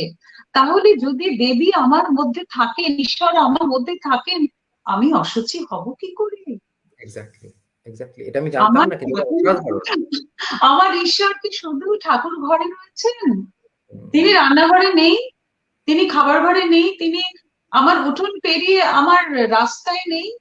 রাস্তায় যে ভিক্ষুক যে ভিক্ষা নিতে আসলো তার মধ্যে তিনি নেই। তাকে ঠিক জিজ্ঞেস কথা। করবো, হ্যাঁ গো তোমার এখন আজকে কি ঋতুচক্র চলছে? তাহলে দেখো বাবা তোমাকে আমি ছোবো না। হুম, হুম, হুম, ঠিক কথা, এটা ঠিক কথা। হয়, এটা ঠিক। হয়। হুম, মানে ঈশ্বর যদি সর্বত্র থাকেন, ঈশ্বর যদি সকল মানুষের মধ্যে সমানভাবে বসবাস করেন, আমরা তাকে নিয়ে চলছি, হুম, তাহলে আমরা অশুচি হই কি করে? হুম, হুম। আর তার চেয়েও বড় কথা যে আমরা যাকে পুজো করছি, সেই শক্তি বা যেই মাতৃ আরাধনার মধ্যে আমরা যেটা রয়েছি, তিনি নিজেই এক নারী, যারও হয়তো ঋতুচক্র চলতে পারে। মানে আমার কথা হচ্ছে সেটা। তো সেইখানে তো ওই যে পুজো করছে সে অশুচি, অথচ সে নারী, সে দেবী। এই যে একটা একটা, একটা কবিতা আমায় বলতে দাও। হ্যাঁ, করুন, করুন, করুন। আমি অফ কোর্স দিচ্ছি। আমি দেওয়ার কেউ নই। আপনি পড়বেন। হ্যাঁ। কবি নজরুলের জাতের নামে বজ্জাতি সব, হুম, জাতের নামে বজ্জাতি সব, জাত জালিয়াত খেলছো জুয়া, ছুলেই তোর জাত যাবে, জাত ছেলের হাতের নয়তো মোয়া, হুঁকোর জল আর ভাতের হাঁড়ি, ভাবলি এতে জাতির জান, তাই তো বেকুব করলি তোরা এক জাতিকে 100 খান। এখন দেখিস ভারত জোড়া, পচে আছিস বাসি মরা, মানুষ নাই আজ, আছে শুধু জাত শেয়ালের হুক্কা হুয়া। জানিস নাকি ধর্ম সে যে বর্ম সম সহনশীল, তাতে কি ভাই ভাঙতে পারে ছোঁয়াছুঁয়ির ছোট্ট ঢিল? যে জাত ধর্ম ঠুনকো এত, আজ নয় কাল ভাঙবে সে তো, থাক না সে ছাদ, থাক না সে জাত জাহান নামে, রইবে মানুষ নাই পরোয়া। বলতে পারিস বিশ্বপিতা ভগবানের কোন সে জাত, কোন ছেলের লাগলে ছোঁয়া অসুচিকণ জগন্নাথ, ভগবানের জাত যদি নাই, তোদের কেন চাপের বালাই, ছেলের মুখে থুতু দিয়ে মার মুখে দিস ধূপের ধোঁয়া। বাহ, বিউটিফুল। সত্যি খুব সুন্দর, আর আপনি খুব সুন্দর করে পড়লেন এই কবিতাটা নন্দিনী। আচ্ছা নন্দিনী দি, এরপরে এবার যেটা নিয়ে কথা বলতেই হয় সেটা হচ্ছে আপনার তো শক্তি আরাধনার কথা হলো, আপনার পারলৌকিক শ্রদ্ধা জ্ঞাপনের কথা হলো, এবারে আসছে বিয়ে। এই মরশুমটা এখন বিয়ের চলছে, খুব ওরে বিয়ে, আমি বাবা, তো নিজেও প্রচন্ড রোজ ব্যস্ত। রোজ। কালকেই আপনি আবার কলকাতা ছেড়ে চলে যাচ্ছেন বিয়ের অনুষ্ঠান করতে, উদয়পুর, বাবা অনেক দূর। উদয়পুরে। তো আপনি একটা কথা আমাকে বলুন তো, যেটা নিয়ে এত মতবিরোধ, কন্যাদান আজও কি কতটা যুক্তিপূর্ণ? কন্যাদান নিয়ে আপনার অনেক বক্তব্য আমি জানি আপনি রেখেছেন, এবং সেই নিয়ে আমার কাছে, আপনি যবে থেকে আমি এই অনুষ্ঠানটা করব বলেছি, আমার কাছে অনেক লোক দেখছি হোয়াটসঅ্যাপে, ফেসবুকে লিখছে যে আপনাকে প্রশ্ন করতে কন্যাদানের সম্বন্ধে। কন্যাদান ব্যাপারটা কি? কন্যাদান করাটার আপনি কেন এত এগেনস্টে? অথচ কন্যাদানের কিছু আলাদা মিনিং অনেকে আবার সেসব ভিডিও শেয়ার করেছে আমার সাথে। আমি সেগুলোর মধ্যে যাচ্ছি না। আমি শুধু একটু জানতে চাই নন্দিনীদি, কন্যাদান এই কথাটার অর্থ কি, এবং এটা আজও কতটা যুক্তিপূর্ণ? আম, না, কখনোই যুক্তিযুক্ত নয় এই সমাজে, এই সময় দাঁড়িয়ে। কারণ কন্যা দানের একটি মন্ত্র আছে, যেই মন্ত্রটা বলার সময় মেয়ের বাবা, কন্যার বাবা, বরের হাঁটু ধরে, ধুতিটা একটু তুলে, বেয়ার নিজ, হাঁটু ধরে মানে পা ধরে বলেন। মন্ত্রটার মধ্যে যে কথাগুলো আছে সেটা, তার অর্থ হচ্ছে যে তোমার ভোগের জন্য এই সুন্দর শাড়ি গয়না পরিহিত আমার মেয়েকে দান করলাম, হুম হুম হুম, সেই। কামনা পরিপূরণ করার জন্য। হুম হুম, তো দরকার আছে কি? একেবারেই নয়। আমার মনে হয় আমাকে আর এক্সপ্লেন করতে হবে না। ঠিক কথা। হ্যাঁ, একটা কথা বলবো ভাই, সেটা হচ্ছে যে আমাদের আহ, খুব দুঃখজনক ভাবে স্ত্রী শিক্ষা ছিল না, একটা সময় বন্ধ হয়ে গেছিল, এবং বাল্যবিবাহ ছিল। ছোট ছোট মেয়েরা, তাদের বিয়ে হয়ে যেত যখন তাদের খেলবার বয়স। তারা আহ মানে 6-7 বছর, 8 বছর বয়স হয়ে গেলে মা বাবার কপালে চিন্তার ভাঁজ পড়তো যে মেয়েকে কি করে আমরা পার করব। কারণ সে জাস্ট একটা বোঝা। বাড়িতে মেয়ে জন্মালে কান্নাকাটি করে যেত। এখনো কিছু কিছু জায়গায় সেটা এখনো আছে, অবশ্যই আমি সেটাই বলতে বদলায়নি। যাচ্ছি। বদলায়নি। দেখা যাচ্ছে যে আগেকার দিনে বিশেষ করে দেখা যেত যে পর পর পর পর মেয়ে হচ্ছে। কেন হচ্ছে? কারণ একটা ছেলে কিছুতেই হচ্ছে না, সেই জন্য পর পর মেয়ে হচ্ছে। হ্যাঁ। তো যাই হোক, এই যে মেয়েটিকে পিঁড়িতে বসিয়ে তার বরের চারপাশে 7 বার ঘোরানো হচ্ছে, তার যুক্তি কিন্তু, মেয়েটি তো হাইটে খুব ছোট্ট, সে হুম হুম, মালা বদল করতে পারবে না। তাকে একদম। পিঁড়িতে বসিয়ে বাড়ির ছেলেরা তাকে সমান হাইটে, সেম লেভেলে নিয়ে আসছে যাতে সে মালা বদলটা করতে পারে। And she knows nothing. She has no concept of marriage, no idea of marriage. সে পড়াশোনাও জানে না। সুতরাং একটা বাচ্চা, একটা শিশুকে আহ পিঁড়িতে বসিয়ে মালা বদল করিয়ে নিল। ওঠ ছুড়ি তোর বিয়ে কথাটা আমাদের মানে প্রচলিত কথা আছেই একটা। তো নে তোর বিয়ে হয়ে গেল, শুভ দৃষ্টি, মালা বদল হয়ে গেল, বিয়ে হয়ে গেল। তারপরে বিয়ের পুরো যা যা রিচুয়ালস আছে সমানই তোমরা লক্ষ্য করবে, এই মেয়েটির কিন্তু কোনো বক্তব্য নেই, তার মুখ দিয়ে একটাও কথা বেরোচ্ছে না। সে শুধু আজ্ঞা পালন করছে। সে তার বরের সাথে সাথে যা করছে বর করছে, বা তার বাবা করছেন। সহজেই অনুমেয় যে এই মেয়েটি বাচ্চা, এবং এই মেয়েটি পড়াশোনা জানে না। সেই জন্য তার কিছু নিজস্বতা নেই, নিজস্বতা তৈরি হয়নি, হুম এবং হুম, সমাজও তার নিজস্বতা তৈরি করতে দেবে না। সেই জন্য কি হলো, তাকে যদি শ্বশুর বাড়িতে আহ পাঠিয়ে ঠিক সমান যত্নে রাখতে হয়, তাহলে তো তাকে দিয়ে দিতেই হবে, দান করতে হবে, কারণ সে তো বড়ই হয়নি। somebody has to take care of her. তো এরম ভাবনা দিয়েই কিন্তু সেই কন্যাদানের ব্যাপারটা শুরু।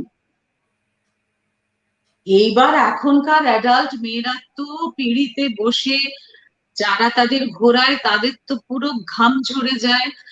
যাই হোক, সেটা বন্ধু বান্ধবরা এনজয় করে, সেই জন্য আমি মাঝে মধ্যে কম্প্রোমাইজ করি, ব্যাপারটা বোঝাবার চেষ্টা করি, ভাই কেন ঘুরছো, কি দরকার তোমার এই বড় বডি ওয়েট নিয়ে, তোমার ঘোরার প্রয়োজন নেই। আমার খুব সুন্দর শুভদৃষ্টি মালা বদলের মন্ত্র আছে, সেটা বলো, দেখবে অনেক বেশি স্যাটিসফ্যাকশন হবে, কারণ তুমি সবসময় জানো। হ্যাঁ। আর অবশ্যই পানি গ্রহণ মানে আমাদের কাছে 4 হাত এক করা। তারা নানান রকম ভাউজ নেয়, এবং সেই আহ, প্রতিজ্ঞা, শপথ, সেই শপথ গুলো যেহেতু তাদের মাতৃভাষায় তারা বলে, either in Bengali or in English, সেই জন্য ওটা ওদের কিন্তু মনে থাকবে। আমাদের মন্ত্র, সংস্কৃত মন্ত্রটা মনে নাও থাকতে পারে। হ্যাঁ, আমরা এমন ভাবে মন্ত্রোচ্চারণ করি এবং মাইক্রোফোনে করি যাতে একটা প্রচন্ড পজিটিভ এনার্জি বেরোয়, জানো তো, একটা হোলি অ্যাটমসফিয়ার, একটা অ্যাম্বিয়েন্স তৈরি হয়। সেটাও মানুষজন বলেন যে খুব ভালো লাগে শুনতে। সেটা আমাদের কোনো ক্রেডিট নেই। আমাদের শিক্ষা সেইভাবে, আমাদের গুরুরা সেভাবে স্কুল কলেজে সেইভাবেই শিখিয়েছিলেন, উচ্চারণটা সঠিকভাবে করে। তো এই গেল কন্যাদানের বিষয়। তুমি একটা খেয়াল করো, যতক্ষণ মেয়েটি বিয়ের আসরে নানান রকম রিচুয়ালের মধ্যে দিয়ে যাচ্ছে, তখন কিন্তু তার মুখ সবাই দেখতে পেল। যে মুহূর্তে তার সিঁথিতে সিঁদুর পরানো হলো, সঙ্গে সঙ্গে লজ্জা বস্ত্র দিয়ে তার মুখটাকে সেই যে ঢেকে ফেলা হলো, she is supposed to feel shy for the rest of her life. কোনো পরপুরুষের কাছে সে মুখ দেখাবে না। এখন কি সেটা সম্ভব, নাকি সেটা করা উচিত বলো তো? হ্যাঁ। তো এটা কিন্তু খুব যে বড়ভাবে আমরা ভীষণ ভাবে বিরোধিতা করছি, ভীষণ ভাবে প্রতিবাদ জানাচ্ছি তা নয়, লজিক্যাল যুক্তি করে তোমাদের বুঝিয়ে দিচ্ছি। এবার তুমি বলো তুমি সেটা করবে কি করবে না। এবার তুমি যদি করতে না চাও, তাহলে আমরা তোমার সাথে আছি। তুমি যদি এর সত্ত্বেও কন্যাদানে যাও, তাহলে যারা এটা করান তাদের অ্যাপয়েন্ট করো। তার মানে আপনার দেওয়া বিয়েতে কন্যাদান প্রথাটাই হয় না? No, not at all. লজ্জাবস্ত্রর ক্ষেত্রে কি হয়, অনেকে এত এক্সপেন্সিভ শাড়ি কিনে ফেলেন লজ্জাবস্ত্রের জন্য, যে তার মধ্যে একটা ইমোশন তো জড়িয়ে থাকে। আপনি আগেই বলে দেবেন যে লজ্জাবস্ত্র কিনবেন, আমি বলি কিন্তু ওই আর কি, যে না আমরা কিনেছি, আমার খুব ভালো কথা, ওটা গিফট করুন, ওর কাঁধের উপর দিয়ে দিন, কিন্তু মুখ ঢাকবেন না প্লিজ, ওকে লজ্জা পেতে বলবেন না, কারণ ও একটা খুব অসাধারণ প্রোগ্রাম, সূচি অসুচি নারেশন খুব ভালো লাগলো। সরি নন্দিনী, আপনাকে ইন্টারাপ্ট করে বললাম, কারণ না না ঠিক আছে। বাট নন্দিনী, এমন অভ্যেস হয়ে গেছে না, এরকম কথা বলতে শুরু করলে আমি থামতে পারি না। না, বাট আপনি মানে যেটা বললেন, ইনফ্যাক্ট কন্যাদান নিয়ে বলুন বা এই যেটা ভক্তি বাসু লিখেছেন, অসাধারণ প্রোগ্রাম, সূচি অসুচি নারেশন, খুব ভালো লাগলো। তার মানে কোথাও মানুষ এখন একটু বোধহয় হলেও বদলাচ্ছে, একটু হলেও অন্যরকম ভাবতে শিখছে নন্দিনীদি। না না, না হলে অবশ্যই বদলাচ্ছে, না হলে আমাদের 2023 অব্দি সমস্ত ডেটস বুকড। হ্যাঁ, সেটাই তো এত কাজ আসবে কেন বলো?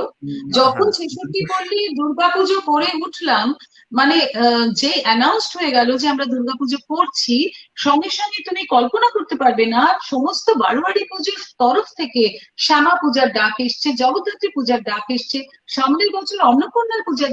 তার মানে কি হচ্ছে, মানুষজন সাহস পাচ্ছে যে একটি মেয়েকে আমি অ্যাপয়েন্ট করতে পারি, তখন তার জাতি আমরা জিজ্ঞেস করব না, মানে আমি ব্রাহ্মণ কিনা, আমরা 4 জনের মধ্যে সবাই ব্রাহ্মণ কি, একজনও সেই প্রশ্ন আমাদের করেননি। হ্যাঁ, আমাদের কি স্টেটাস, আমরা কি অবস্থা, কেউ কিচ্ছু প্রশ্ন করেননি। আমরা পড়াশোনাটা করেছি, আমরা অনেস্টলি কাজটা করছি এবং সঠিকভাবে কাজটা করছি, এটাই হচ্ছে আসল কথা। না হলে আবার একটা জিনিস প্রমাণিত যে নন্দিনীদি, যে পড়াশুনোর ব্যাকগ্রাউন্ডটা খুব প্রয়োজন। আপনি যাই না হলে কনভিকশন বা কনফিডেন্সটাই তো আসবে না। ঠিক কথা। নন্দিনীদি, এবারে সব শেষ। সরি নন্দিনী, কিছু বলছিলেন, বলুন।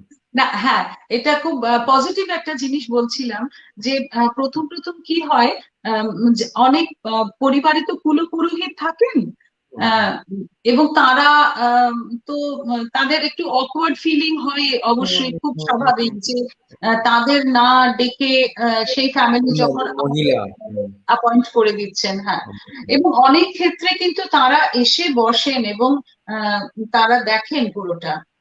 বেশিরভাগ ক্ষেত্রে জানো তো, আজকাল লক্ষ্য করছি, এই দুদিন আগেও আমার এই এক্সপিরিয়েন্স হয়েছে, তারা কিন্তু স্যাটিসফাইড হচ্ছেন, তারা বাহ। খুশি হচ্ছেন। হ্যাঁ, এবং আমি এমনও খবর পেয়েছি অনেক জায়গায় যে মেল প্রিস্টরা তারা আস্তে আস্তে শুরু করছেন, যেটা করছেন সেটা বুঝিয়ে বুঝিয়ে বলতে শুরু করছেন। আমার এক ছাত্রী কোন্নগরে থাকে, সে আমাকে জানালো ওখানকার একজন পুরোহিত বলেছেন যে আমি কন্যাদান ছাড়া দিয়ে দেব। বাহ। সো হ্যাঁ, দৃষ্টান্ত তৈরি হয়েছে বলেই হয়তো নন্দিনীদি আজকে আপনি এত বড় একজন নাম হয়ে গেছেন। এবং না, না, না। আপনাকে নিয়ে একটা ছবিও তৈরি হলো, ব্রহ্মা জানেন গোপন কম্মটি, যেটাতে মেন চরিত্রে বা আপনার চরিত্রে অভিনয় করলেন রীতাভরী চক্রবর্তী। ছবিটা দেখেছেন? কি খেটেছি রীতামণি, ছবিটা তো 1 বছর ধরে আমার ড্রয়িং রুমে প্রায় তৈরি হলো। কত কথা, কত কথা, মানে অরিত্রকে বারবার অনুরোধ করেছি, দুটো মানুষকে অনুরোধ করেছি আমি যে করিস না। অরিত্র, যে ব্রহ্মা জানেন তোর প্রথম ডিরেকশন, করিস না, হুম। ফ্লপ করবে, কেউ নেবে না, আমি এটা সৃষ্টি ছাড়া কাজ করি, এটা নিয়ে কেউ সিনেমা করে। ও কিছুতেই রাজি হলো না। কিন্তু সত্যি ছেলেটা এত ভালো করলো, এবং রীতাভরি ভীষণ পরিশ্রম করেছে, রীতাভরী মানে তো হ্যাটস এমনিতেও অফ। খুব ভালো অভিনেত্রী, হ্যাঁ, হ্যাঁ। আমরা অ্যাজ এ টিম কাজ করেছিলাম ভীষণ ভাবে, 1 বছর আমরা একদম একা একটা রীতাভরীকে team। আপনার মধ্যে, আপনি মানে যখন দেখছেন স্ক্রিনে রীতাভরী আপনার রোলটা উহ, করছে, আমি তো কেঁদে ফেলেছি। তাই? আহ, তো দুর্গাপুজো যখন করছি তখন এসেছিল নবমীর দিনে। একটা হ্যাঁ, অসাধারণ সিন আছে যেখানে ওই ধুনুচিটা ঘোরাচ্ছে রীতাভরী। ও, তো আপনিও কি ওরকম ভাবে ধুনুচি ঘোরাচ্ছেন? তো খুব আনন্দ হয়েছে, ভীষণ আনন্দ হয়েছে। আর একটা এই 66 পল্লীর যে সেক্রেটারি প্রদ্যুম্ন, হুম, ওকেও হুম। ভীষণ বারণ করেছিলাম যে কেউ তোমায় গ্রহণ করবে না, তুমি ভুল করছো। বললো কিছুতেই ভুল করছি না, তোমাদের না, করতেই হবে, তোমরা একটু রাজি হও, শুধু একটু এবছর পাত দিতে গিয়ে ছেষট্টি তুমি কিন্তু একটু দেখাও। অসাধারণ দৃষ্টান্ত রাখলো। হ্যাঁ, অসাধারণ ওরাই সাহসটা দেখিয়েছে। আমরা তো শুধু অনুসরণ করেছি, পড়তে বসতে বলেছে আমি পড়তে বসেছি, আর তো সেই, কিছু করিনি ভাই। তাই তো নন্দিনীদি, তাই। নন্দিনীদি, আমরা অনেকটাই সময় পেরিয়ে এসেছি, আমাদের কথার তো কোনো শেষ নেই নন্দিনীদি। শেষ আমার মনে নেই। হয় পার্ট টু, পার্ট থ্রিও চলতে পারে আপনার। এবং সত্যি এই এই জিনিসটা জানার মধ্যেও তো একটা খুব মজা আছে আমার মনে হয়, যারা, আর এটা না নতুন একটা জিনিস যেটা লোকের অনেক রকমের ভ্রান্ত ধারণা, ভুল ধ্যান ধারণার মধ্যে থাকে, যেখান থেকে যদি আপনার মতন একজন শিক্ষিত মহিলা, একজন অধ্যাপিকা, একজন ভারততত্ত্ববিদ, একজন অভিনেত্রী, একজন রাঁধুনি, আমরা তো রান্নার দিকটাতে গেলামই না। আপনি এতবার রান্নার শো গুলোতে আসেন। আপনি আমি এত কিছু, ভীষণ রাঁধতে ভালোবাসি। আর আপনার দম আলু যেটা কুমড়ো দিয়ে, সেটা তো আমার অসাধারণ লেগেছে। Try that. আম ওটা খুব রেসিপি ভালো হয়। রেসিপিটা আমি এক্ষুনি বলে দিচ্ছি আপনাকে। গরম তেলের মধ্যে সাদা জিরে, আ সাদা জিরে, কি বলে? শুকনো লঙ্কা, হ্যাঁ, অ্যান্ড দেন টমেটো কুচি, আর তার রাত, মধ্যে সেদ্ধ করা কুমড়োর পেস্ট, তাই তো? দিয়ে বেশ। ওটাকে কষানোর পরে আলু সেদ্ধটা দিয়ে ওটাকে নাড়ানোর পরে যেটা লাস্ট, সেটা হচ্ছে ওই সাদা জিরে, মানে শুকনো সাদা জিরে কাঠখোলায় ভেজে সেটার গুঁড়ো আপনি ওর উপরে ছড়িয়ে দিয়েছেন। মানে ওটাকে ছড়িয়ে ডাস্ট। দাও। So that's easy and that's nice, right? I liked ইট। তো যাই হোক, আপনি তো আপনার একটা মেনু, আমি মানে একটা রেসিপি আপনাকে আমাকে মানে বলে দিলাম। তো যারা দেখছেন তারা তো অবশ্যই নন্দিনীদিকে, আমার মনে হয় আপনাদের সকলেরই খুব ভাল লেগেছে এবং অনেকেই জেনেছেন আজকে অনেক কিছু, যেটা হচ্ছে সত্যিই খুব বড় একটা দিক। আমরা কত ভুল ধারণা, কত ভ্রান্ত ধারণা নিয়ে বেঁচে থাকি। তো নন্দিনীদি আজকে আমাদের অনেক কিছুই সেগুলো থেকে মুক্তি দিলেন। হয়তো আমরা চেষ্টা করব আরো অনেক কিছু আমাদের ভ্রান্ত ভুল ধারণাগুলোকে ভেঙে ফেলার। এই যে শরীর অশুচি, ভগবানের দেওয়া যে শরীর কোনোদিন অশুচি হতে পারে না।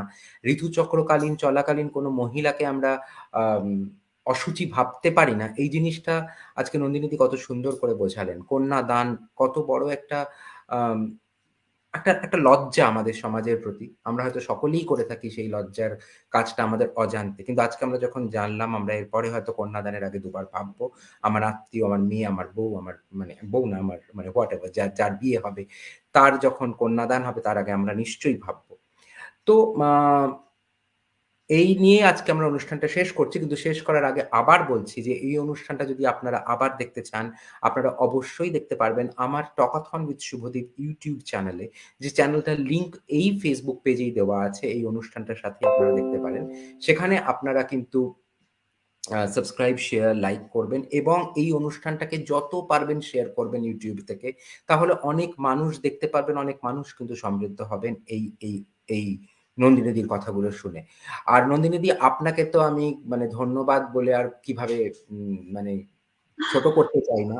কারণ আপনার মতন একজন সত্যি মহিয়সী মানুষ যিনি আমার অনুষ্ঠানে এলেন এবং এটাকে সমৃদ্ধ করলেন। আমি আমার খুব সত্যি সাধারণ। এই কথাটা আপনি আমাকে আগেও বলেছেন। আর আমি সেটার উত্তরও আপনাকে আমি দিয়েছিলাম নন্দিনীদি। অদিতি লিখছে, শুভদিন দারুণ অ্যাঙ্কারিং। শুভাশিস মজুমদার, আপনি হয়তো চেনেন শুভাশিস দা, একজন প্রিন্সিপাল ছিলেন ভাবন্সের। উনিও লিখেছেন গ্রেট শুভদীপ। তো ওকে, থ্যাংক ইউ। আপনার জন্যই এনারা আমার প্রশংসা করলেন নন্দিনীদি। And wish you all the very best নন্দিনীদি। আর থ্যাংক ইউ। সত্যি সবার উদ্দেশ্যে একটা কথা বলবো লাস্টে। আমি সেটাই বলতে চাইছি যে বলুন।